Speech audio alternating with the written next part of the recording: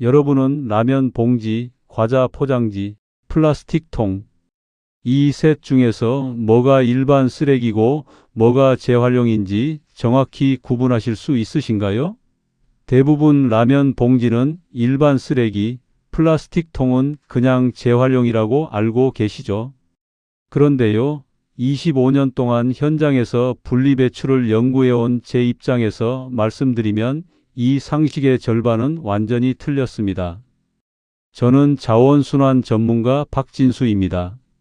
수거차와 선별장을 오가며 수천 명의 분리배출 습관을 지켜봤는데요. 특히 올해 10월부터는 예전처럼 버리면 과태료가 바로 부과되는 경우가 정말 많아졌습니다. 단속 방식 자체가 달라졌고 기준도 완전히 바뀌었기 때문이죠. 평생 그렇게 버려왔는데 갑자기 10만 원짜리 고지서를 받으신 분들이 한두 분이 아닙니다. 어르신들은 특히 억울해 하시죠. 몰랐다고 하지만 이제는 그 변명이 통하지 않는 세상이 됐어요. 왜냐하면 이제는 봉투 겉모습만 보는 게 아니라 안까지 뜯어보고 확인하거든요. 그래서 한번 걸리면 바로 과태료 고지서가 날아옵니다. 오늘 영상에서는요, 그동안 당연이라고 믿어왔던 잘못된 분리배출 상식을 하나씩 깨드리겠습니다. 라면 봉지 하나로도 10만 원 벌금을 낼 수 있는 이유, 그리고 단 한 번의 확인만으로 과태료를 0원으로 만드는 방법, 모두 이 안에 있습니다. 여러분이 지금까지 알고 계셨던 분리배출 방식이 사실은 완전히 틀린 것일 수도 있어요. 그러니까 오늘 이 영상은 꼭 끝까지 보셔야 합니다. 이 내용 처음 들으셨나요? 댓글로 알려주세요. 나는 평생 이렇게 버렸는데 갑자기 왜 이러는 거야? 요즘 현장에서 정말 많이 듣는 말입니다. 저도 처음엔 그 말이 너무 안타까웠어요. 그분들은 정말 몰라서 그러신 거거든요. 그런데 이제는 몰랐다는 이유만으로는 벗어날 수 없는 상황이 됐습니다. 얼마 전 72세 김정수님께서 제게 전화를 주셨습니다. 라면 봉지 2개를 종량제 봉투에 넣었다가 10만 원 과태료 고지서를 받으신 거예요. 본인도 믿기지 않아 이게 진짜 내 일이라고요 하시더군요. 김정수님은 평생 그렇게 버리셨대요. 라면 봉지를 그냥 일반 쓰레기 봉투에 넣어서 버리는 게 당연한 줄 아셨던 거죠. 그런데 지금은 그게 단속 대상이 됐습니다. 사실 저도 솔직히 말씀드리면 이 정책이 완벽하다고 생각하지 않습니다. 국민들에게 제대로 된 홍보도 없이 단속부터 시작한 건 분명 문제가 있어요.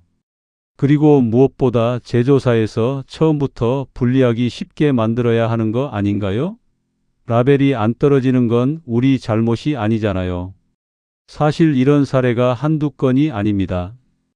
60대에서 70대 어르신들이 그동안 당연하게 여겼던 분리배출 상식이 이제는 단속 대상이 돼버린 거죠. 그분들 대부분이 몰라서 그랬다고 하시지만 지금은 그 변명이 통하지 않는 세상이 됐습니다. 단속이 눈으로만 하는 게 아니라 봉투 속까지 확인하는 수준으로 바뀌었거든요. 저는 수거 차량과 함께 현장을 돌면서 직접 목격했습니다. 예전에는 봉투 겉만 보고 지나갔는데 이제는 의심되는 봉투는 일일이 뜯어보고 사진까지 찍어요. 그래서 한 번 걸리면 바로 과태료 부과 대상이 되는 겁니다. 이게 얼마나 무서운 일인지 아시나요? 평생 그렇게 버렸던 습관이 어느 날 갑자기 10만 원짜리 벌금으로 돌아온다는 거예요. 오늘 이 영상에서 말씀드릴 내용은 여러분의 분리배출 방식을 완전히 바꿀 수 있는 중요한 지혜입니다. 이 이야기를 끝까지 듣고 실천하셔야만 진정한 변화를 경험할 수 있습니다. 끝까지 보지 않으시면 가장 중요한 실천법을 놓치게 됩니다. 마지막에 나올 단 하나의 습관이 모든 것을 바꿀 수 있습니다. 혹시 아직 구독과 좋아요를 누르지 않으셨다면 지금 바로 눌러주세요. 이 채널은 여러분의 건강한 노년을 응원합니다. 이런 중요한 정보를 더 많은 분들이 알 수 있도록 구독과 좋아요로 응원해 주세요. 끝까지 보시면 왜 지금 당장 여러분의 작은 습관을 바꿔야 하는지 분명하게 깨닫게 되실 겁니다. 이제 바로 본론으로 들어가서 과태료를 부르는 잘못된 분리배출 습관들을 하나씩 짚어보겠습니다. 여러분의 작은 습관 변화만으로도 충분히 과태료를 피할 수 있는 일이죠. 그래서 이제는 우리 일상에서 과태료와 직접 연결되는 분리배출 항목들을 하나씩 자세히 살펴보겠습니다.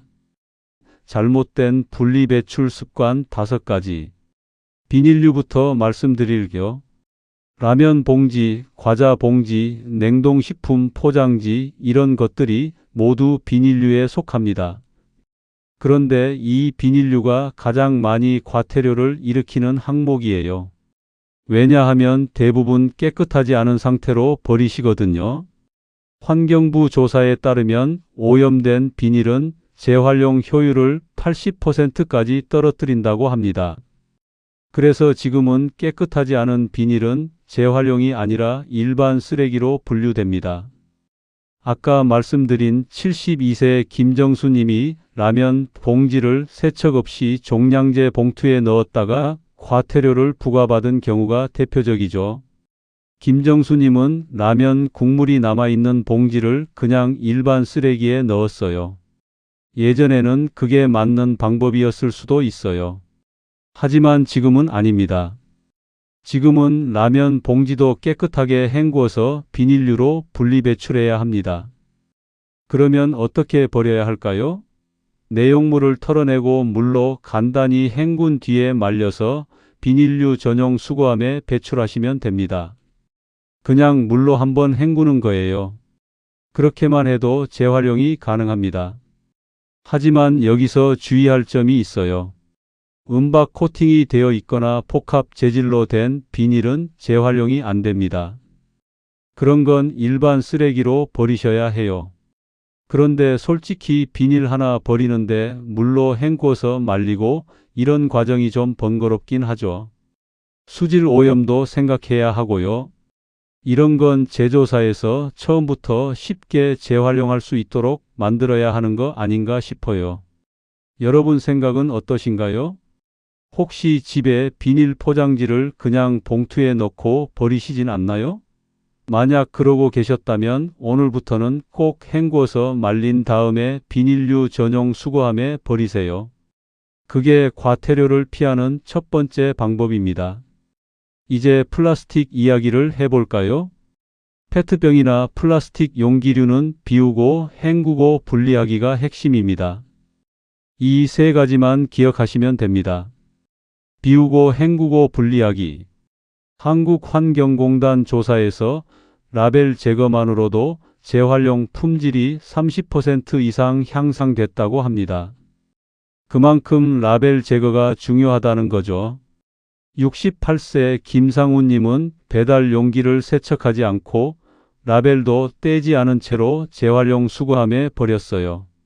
그랬더니 재활용 불가 판정을 받았습니다. 결국 과태료 고지서가 날아왔죠.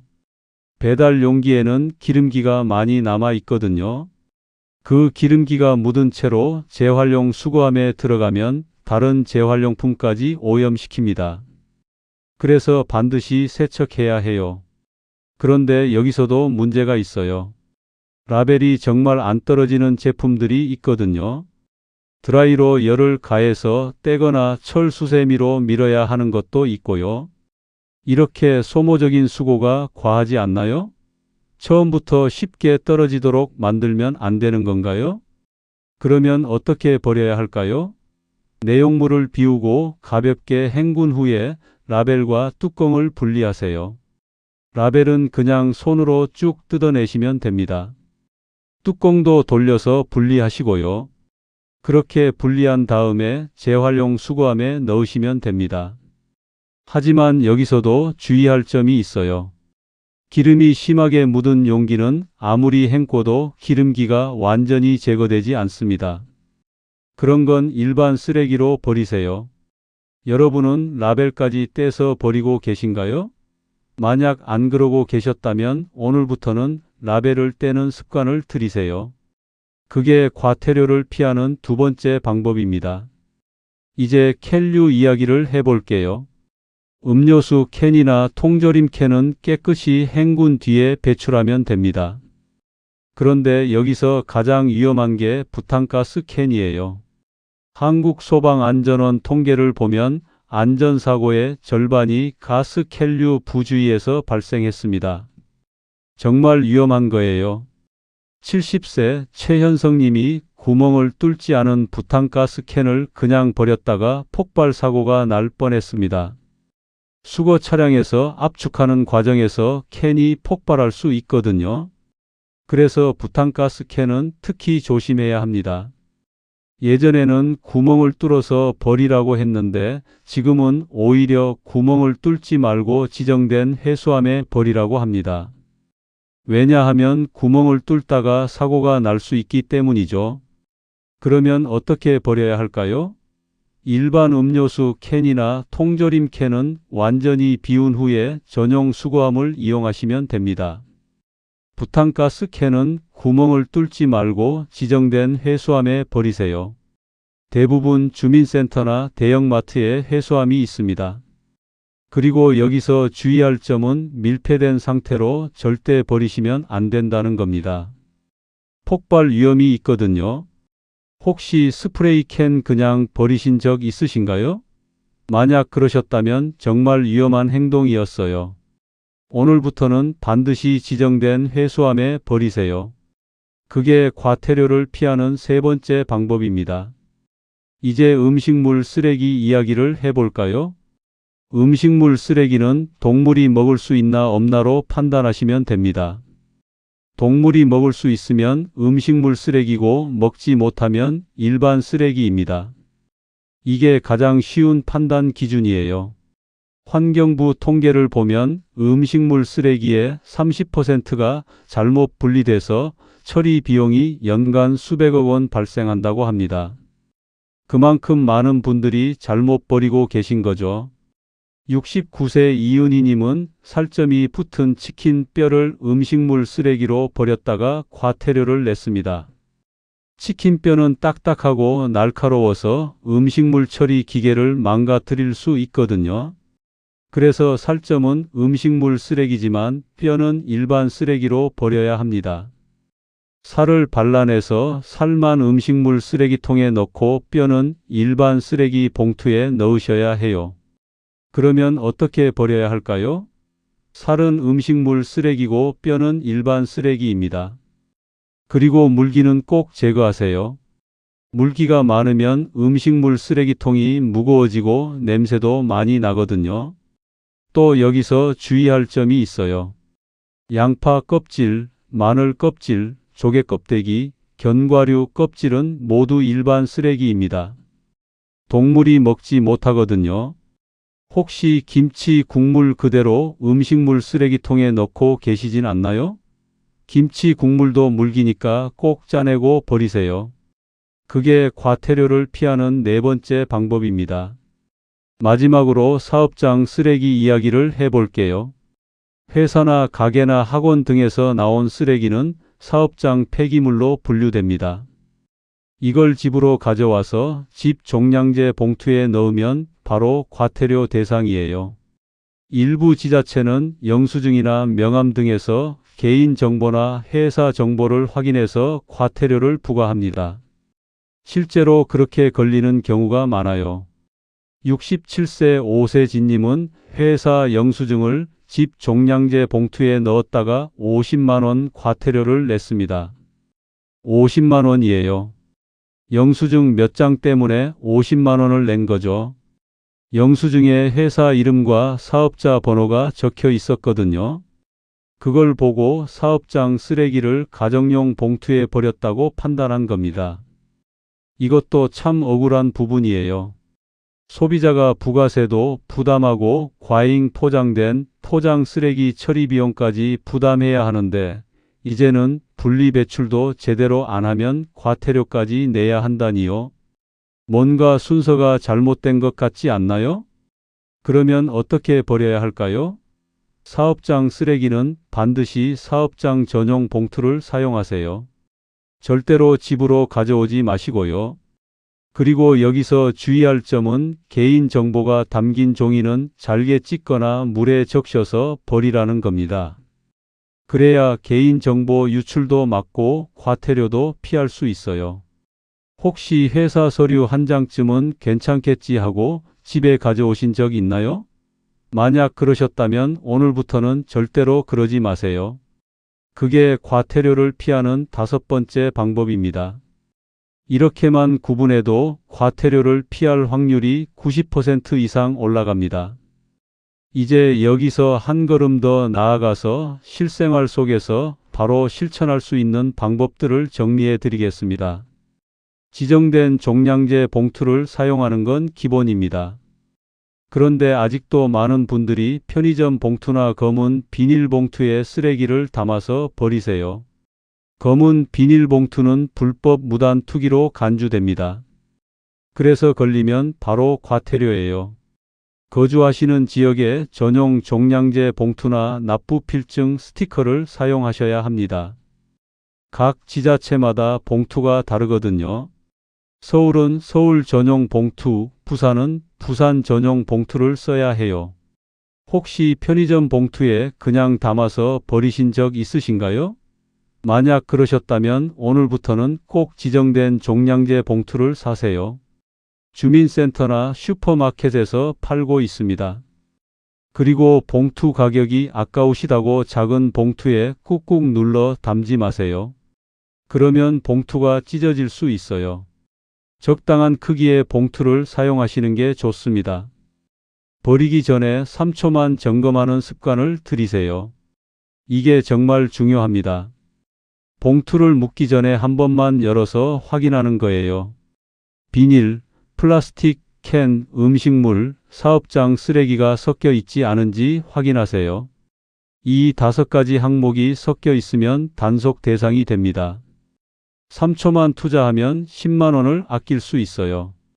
저는 현장에서 수거 작업을 하면서 정말 많이 봤습니다. 봉투 안에 비닐이 섞여 있거나 플라스틱 용기가 들어있는 경우요. 그런 봉투는 바로 적발 대상이에요. 그래서 봉투를 묶기 전에 3초만 확인하는 습관을 들이시면 과태료를 피할 수 있습니다. 오늘 버리기 전에 3초 점검 한번 해보실까요? 정말 간단하지만 효과는 엄청납니다. 배출 시간과 장소도 정말 중요합니다. 이게 CCTV 단속의 핵심 포인트거든요. 너무 일찍 내놓거나 장소를 어기면 과태료 부과 대상입니다. 각 동네마다 쓰레기 배출 시간과 장소가 정해져 있어요. 그걸 확인하시고 그 시간에 맞춰서 지정된 장소에 버리셔야 합니다. 저희 동네는 저녁 7시부터 9시 사이에 버리도록 되어 있어요. 그런데 어떤 분들은 아침 일찍 출근하시면서 버리거나 한밤중에 버리세요. 그러면 CCTV에 찍혀서 과태료가 부과됩니다. 실제로 그런 사례가 정말 많아요. 그러니까 우리 동네 쓰레기 배출 시간이 몇 시인지 꼭 확인하세요. 주민센터나 아파트 관리사무소에 전화하시면 바로 알려줍니다. 내 동네 쓰레기 배출 시간이 몇 시인지 알고 계신가요? 모르신다면 오늘 당장 확인해 보세요. 그리고 그 시간에 맞춰서 버리는 습관을 들이세요. 그게 과태료를 피하는 확실한 방법입니다. 헷갈릴 때는 혼자 판단하지 말고 꼭 문의하세요. 이게 정말 중요합니다. 추측해서 버리면 오히려 손해예요. 확실하지 않을 때는 동주민센터나 아파트 관리사무소에 전화해서 물어보세요. 친절하게 다 알려줍니다. 이게 뭔지 모르겠는데 어떻게 버려야 하나요? 하고 물어보시면 바로 답해줘요. 저도 현장에서 일하면서 정말 많은 분들한테 전화를 받습니다. 이게 재활용인지 일반 쓰레기인지 모르겠다고요. 그럴 때마다 저는 친절하게 설명해 드려요. 그게 제 일이니까요. 여러분도 헷갈리시면 주저하지 마시고 바로 전화하세요. 오늘부터 모르면 바로 물어보기 해보실래요? 그게 가장 확실한 방법입니다. 마지막으로 개인정보 보호 이야기를 해볼게요. 이건 과태료뿐만 아니라 보안의 문제예요. 택배 송장이나 고지서를 그대로 버리시면 안 됩니다. 거기에는 여러분의 이름, 주소, 전화번호가 다 적혀 있거든요. 그걸 그대로 버리면 누군가 주워서 나쁜 용도로 사용할 수 있어요. 그래서 택배 송장이나 고지서를 버릴 때는 이름 부분만 잘라서 물에 적셔서 문질러 지우세요. 그러면 글씨가 번져서 알아볼 수 없게 됩니다. 아니면 잘게 찢어서 버리시거나 검은 펜으로 덧칠해서 버리세요.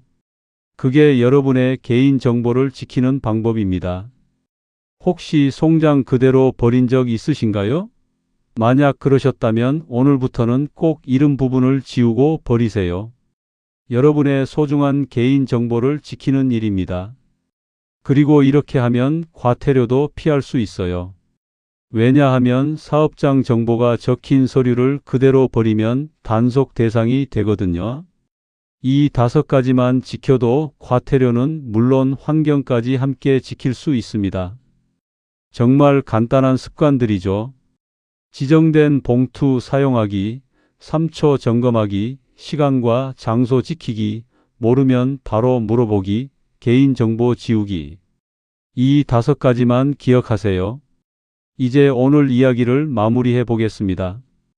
예전에는 상식이었던 분리배출 방법이 이제는 과태료의 원인이 되고 있습니다. 라면 봉지를 그냥 일반 쓰레기에 버리던 시대는 끝났어요. 이제는 헹궈서 비닐류로 분리해야 합니다. 플라스틱 용기도 그냥 버리면 안 되고 라벨을 떼고 세척해서 버려야 해요. 캔류도 마찬가지고 음식물 쓰레기도 동물이 먹을 수 있는지 없는지를 기준으로 구분해야 합니다. 잘못된 상식으로 버리면 벌금이에요. 10만원, 50만원씩 날아갑니다. 그런데 올바르게 버리면 전략과 환경보호라는 2마리 토끼를 다 잡을 수 있어요. 이 두 갈림길의 차이는 아주 작은 습관 하나입니다. 버리기 전에 3초만 확인하는 습관, 그게 전부예요. 72세 김정수님처럼 평생 그렇게 버리셨는데 갑자기 10만원 과태료를 내시는 분들이 정말 많습니다. 너무 억울하시죠? 저도 그분들 이야기를 들으면 정말 안타까워요. 하지만 이제는 규정이 바뀌었어요. 단속 방식도 완전히 달라졌고요. 그래서 우리도 습관을 바꿔야 합니다. 솔직히 말씀드리면 이런 정책이 완벽한 건 아닙니다. 홍보도 제대로 안 하고 단속부터 하는 게 맞는 건지, 제조사의 책임은 어디 갔는지 이런 부분들은 분명 개선이 필요해요. 하지만 지금 당장 우리가 할 수 있는 건 우리 자신을 지키는 겁니다. 과태료를 내지 않도록 습관을 바꾸는 거죠. 지금 당장 실천할 수 있는 건 단 하나입니다. 버리기 전에 3초만 봉투 안을 확인하는 습관이에요. 그 3초가 10만원을 지키고 지구의 숨을 살립니다. 정말이에요. 3초만 투자하면 과태료도 피하고 환경도 지킬 수 있습니다. 비닐, 플라스틱, 캔, 음식물, 사업장 쓰레기가 섞여 있지 않은지 확인하세요. 그것만으로도 충분합니다. 그리고 기억하세요. 지정된 봉투 사용하기, 3초 점검하기, 시간과 장소 지키기, 모르면 바로 물어보기, 개인정보 지우기. 이 5가지만 지키시면 과태료는 여러분과 상관없는 이야기가 됩니다. 정말 간단한 습관들이잖아요. 오늘부터 바로 실천해 보세요. 저는 25년 동안 현장에서 수천 명의 분리배출 습관을 지켜봤습니다. 그 중에서 과태료를 내신 분들은 대부분 작은 습관 하나를 놓쳐서였어요. 반대로 과태료를 한 번도 안 내신 분들은 항상 버리기 전에 확인하는 습관을 가지고 계셨습니다. 그 차이가 이렇게 큽니다. 다음 영상에서는 음식물 쓰레기에서 가장 많이 과태료 나오는 3가지 함정을 자세히 알려드리겠습니다. 치킨뼈, 조개 껍데기, 과일, 씨앗 이런 것들을 어떻게 버려야 하는지 실제 사례와 함께 구체적으로 말씀드릴게요. 정말 중요한 내용이니까 다음 영상도 꼭 봐주세요. 오늘 영상이 도움이 되셨다면 구독과 좋아요로 함께 해주세요. 여러분의 작은 관심이 더 많은 분들에게 도움이 됩니다. 그리고 댓글로 여러분의 솔직한 생각을 들려주세요. 이런 분리배출 정책이 공정하다고 생각하시나요? 제조사나 정부의 책임은 없는 건가요? 여러분이 겪으신 억울한 사례가 있다면 댓글로 공유해 주세요. 함께 이야기 나눠봅시다. 여러분 생각은 어떠신가요?